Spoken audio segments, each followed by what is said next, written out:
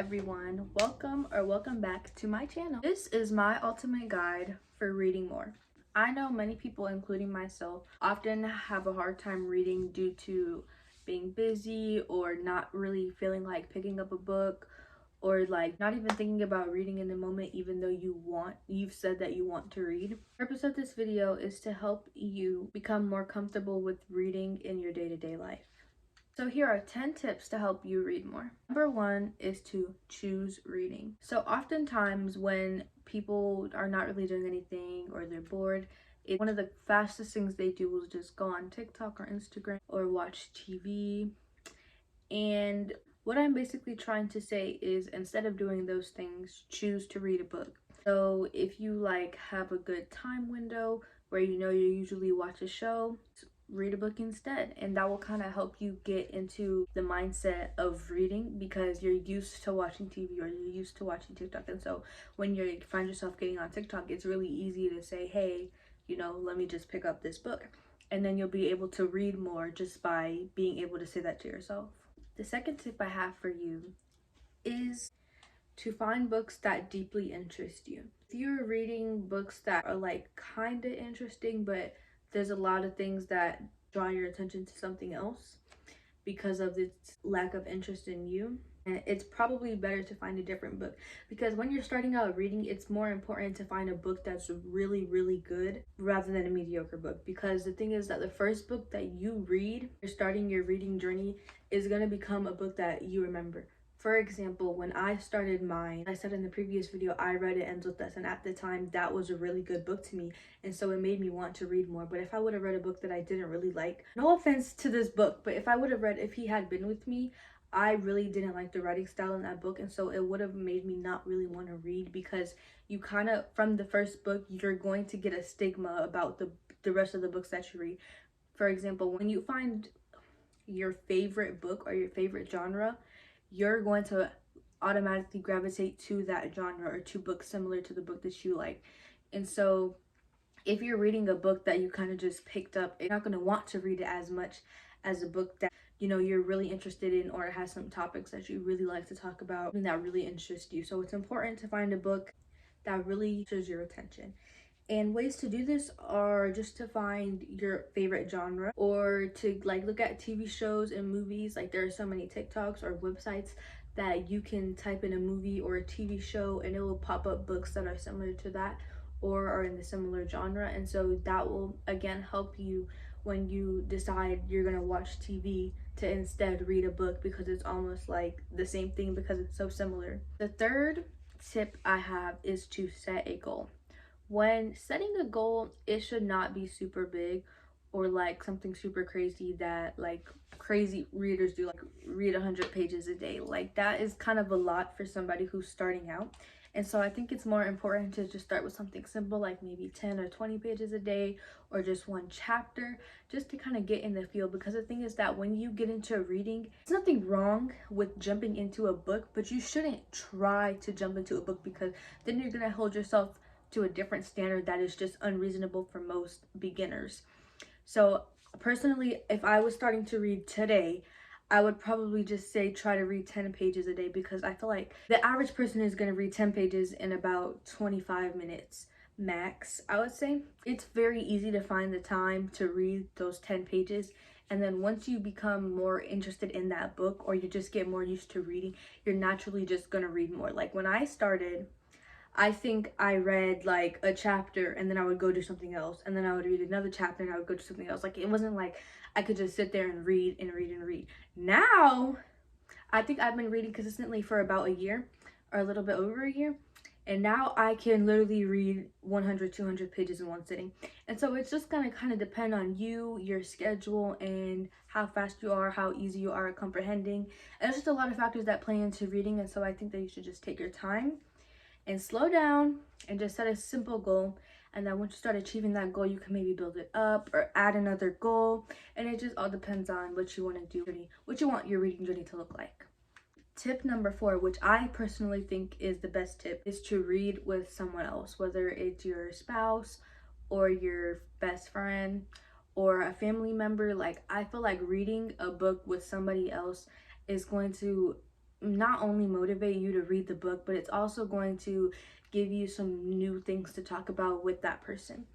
And so I feel like reading a book with somebody to build a connection is probably like one of like a really good thing for you to do, because it's like kind of unique and it's not like something that you probably do often, but it's going to be very helpful to you, especially in your reading journey. For example, I read, I believe, Twisted Hate with one of my friends, and like whenever we would say, okay, we want to finish this by this time, like I literally would be so much more motivated to do this, because I know, hey, my friend is also going to read this so we can talk about it.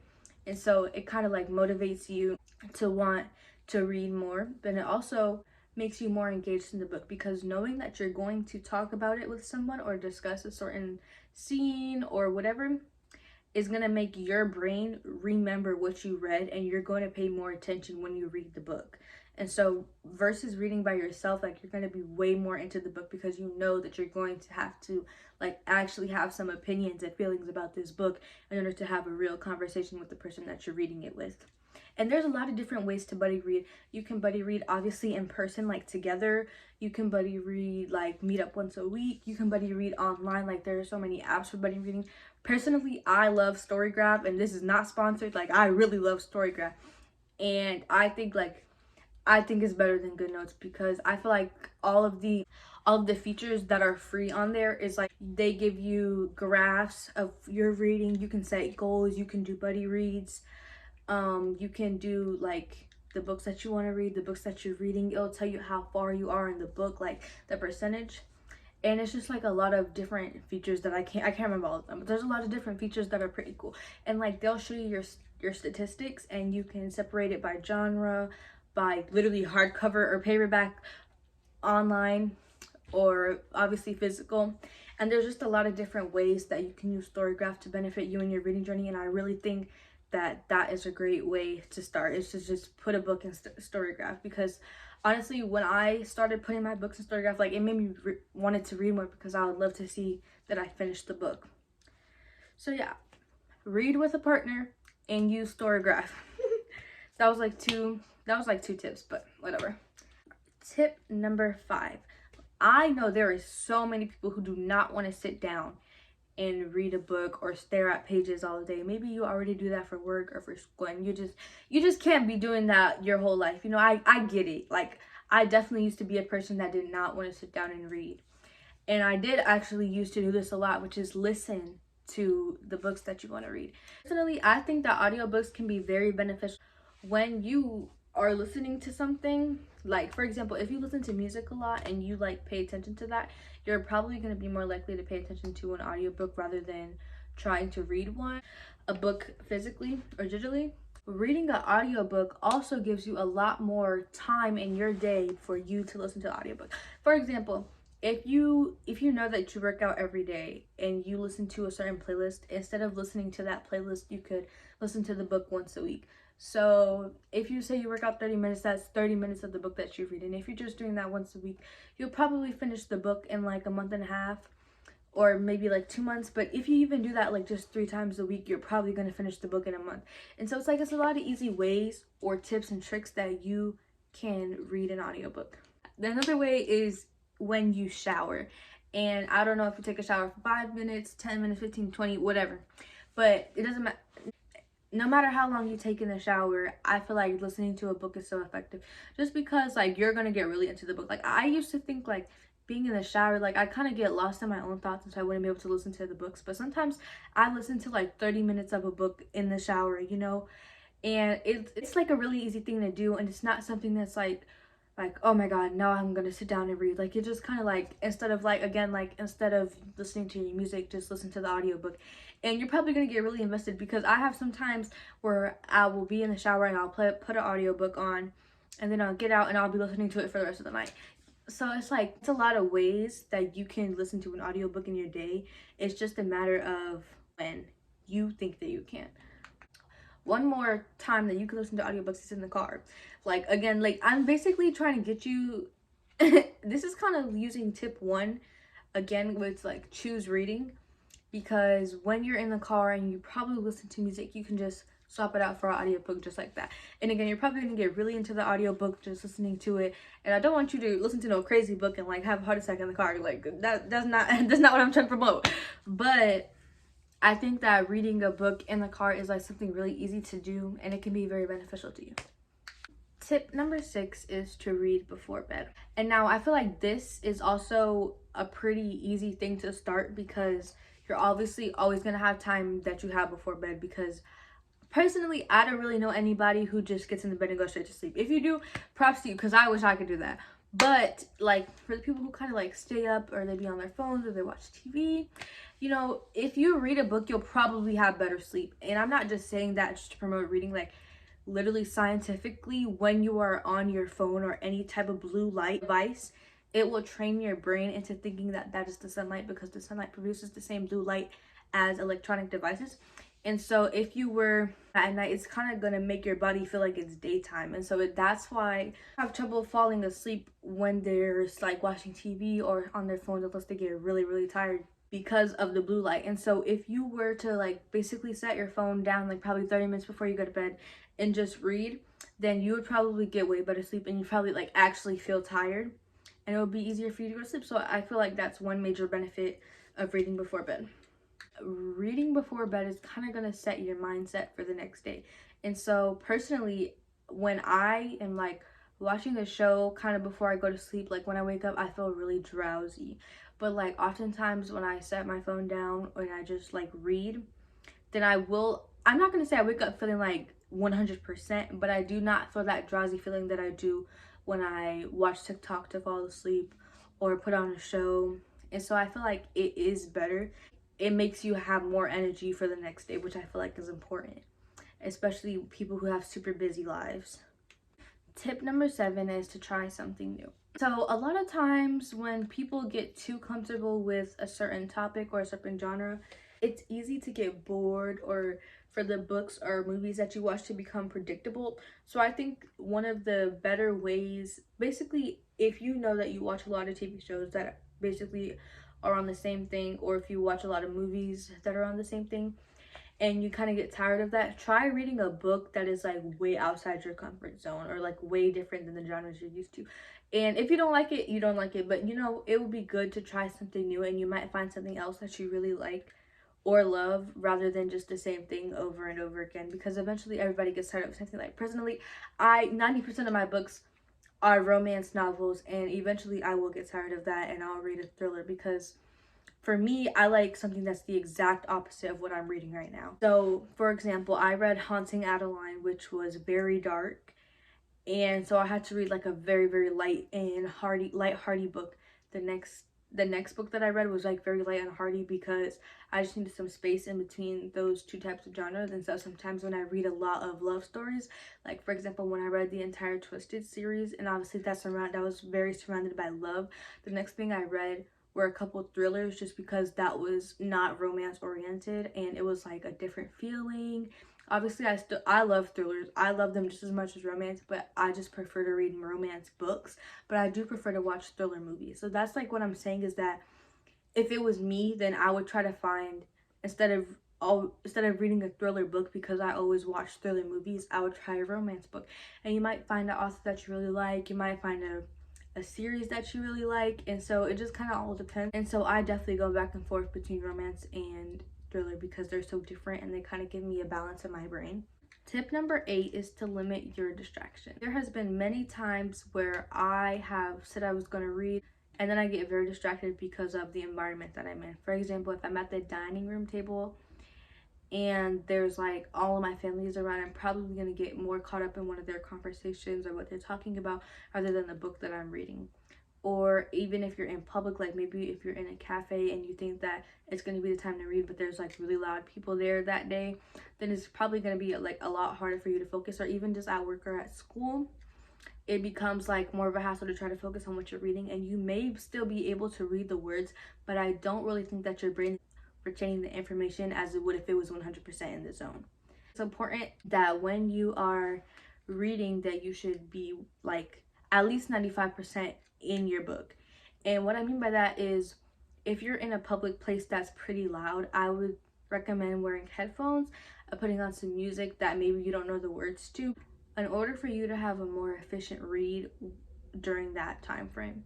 For example, when I'm in school and I want to read, I always play music, and I usually play music from artists that I like, but from their songs that I don't know. If I play a song that I know and I really, really like, then I'm most likely going to end up singing the song in my head, and it's going to turn me away from the reading that I'm supposed to be doing in my head. And so it kind of becomes like a battle between the music. And so it's better for me to pick a song that I don't really know, so that way my brain is going to be more focused on the music rather than what else is going on. I mean, my brain is going to be more focused on the book rather than the music that's playing in my head. Tip number 9 is to read while traveling. And I don't mean like go to Costa Rica and make sure you bring your book, girl, because that's not what I'm trying to say.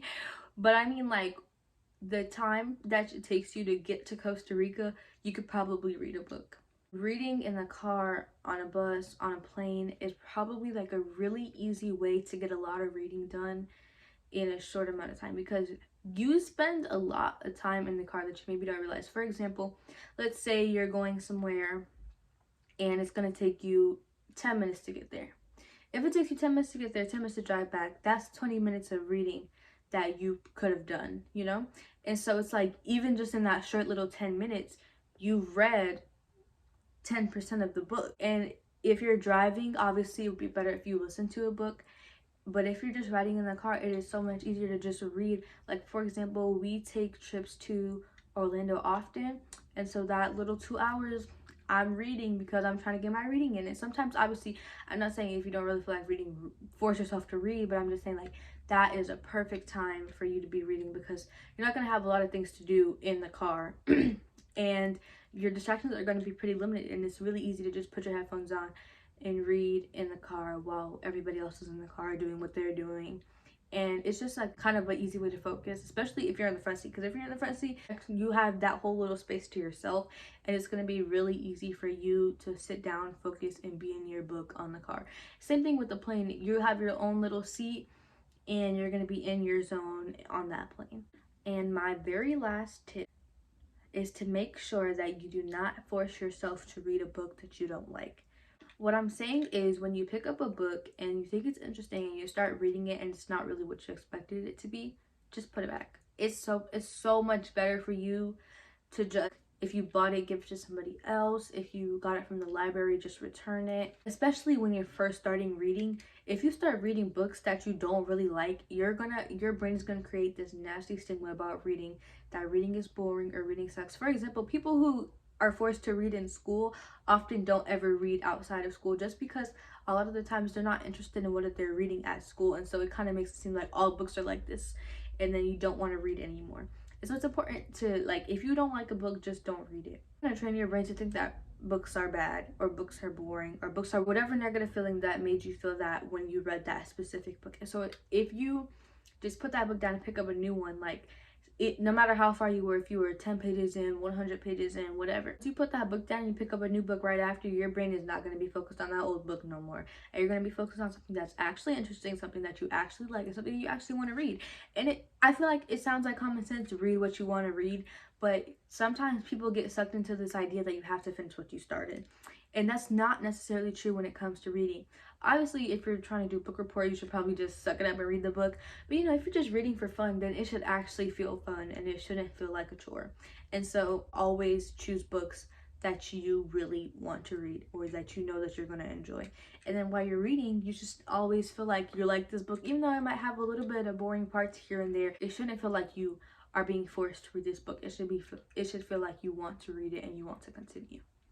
So just to recap those 10 tips: choose reading, find books that deeply interest you, set goals for reading, read with somebody else, listen to audiobooks, read before bed, try something new, your distractions, read when traveling, and only read books that you like.